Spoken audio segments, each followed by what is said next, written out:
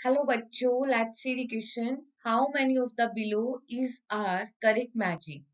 One, congenital infection, that is IgM, surface antibody IgA, and the third is Rh antibody IgG, and fourth rheumatoid factor IgM. देखो question में बोला है कि हमें बताना है कि इनमें से कितने स्टेटमेंट्स करेक्ट हैं। तो देखो, अगर हम इस क्वेश्चन के अंदर की कंसेप्ट के बारे में देखें तो देखो इम्यूनोग्लोबुलिन होता क्या है। तो देखो immunoglobulin, that is immunoglobulin, that is represent as Ig, and it is also known as the antibody.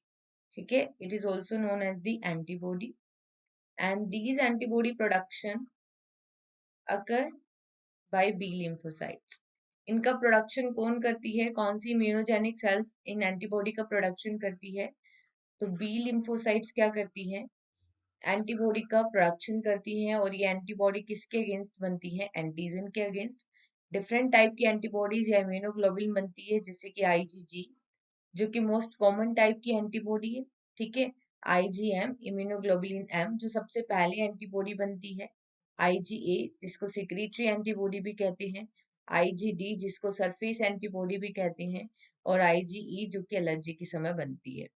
अब देखो ऑप्शन वन के अंदर लिखा हुआ है कॉन्जेनाइटल इन्फेक्शन। तो देखो कॉन्जेनाइटल इन्फेक्शन में हम देखते हैं आईजीएम एंटीबॉडी होती है, क्योंकि आईजीएम एंटीबॉडी सबसे पहले बनती है। ठीक है, जो सबसे पहले बनेगी वो आईजीएम एंटीबॉडी है ह्यूमन के अंदर, और ये फीटल लाइफ के अंदर भी प्रोटेक्शन देती है। तो ये यहाँ पे क्या है? करेक्ट। हमें सेलेक्ट करना है how many statements are correct. तो पहला स्टेटमेंट क्या होगा? सेलेक्ट हो जाएगा, क्योंकि ये करेक्ट स्टेटमेंट है।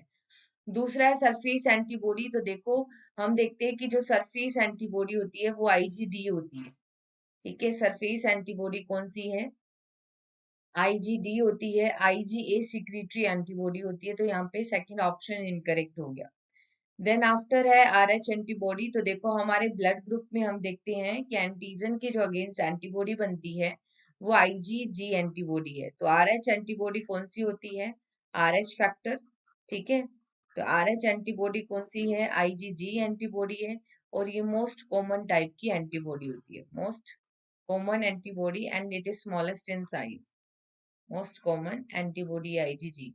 ठीक है, अबंडेंट में प्रेजेंट होती है और साइज में स्मॉलेस्ट होती है। तो यहाँ पे थर्ड बिल्कुल करेक्ट है। देन आफ्टर बोला है रूमेटाइड फैक्टर। तो देखो रूमेटाइड फैक्टर में कौन सी एंटीबॉडी होती है? IgM. It is absolutely right, क्योंकि जो ऑटो इम्यून डिसऑर्डर होता है रूमेटाइड आर्थराइटिस। ठीक है, ऑटो इम्यून डिसऑर्डर है। Auto immune disorder, auto immune disorder की कंडीशन में हम देखते हैं हमारा इम्यून सिस्टम हाइपर एक्टिव हो जाता है, जो सेल्फ सेल के अगेंस्ट ही एंटीबॉडी का प्रोडक्शन करने लग जाता है। तो ऑटो इम्यून डिसऑर्डर के अंदर आएगा rheumatoid, rheumatoid arthritis.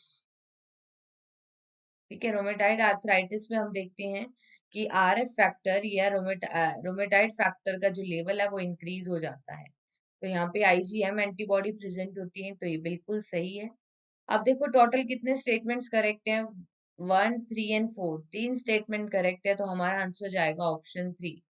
So the finally correct answer is only option 3। Hope you understood this concept, right? Best of luck.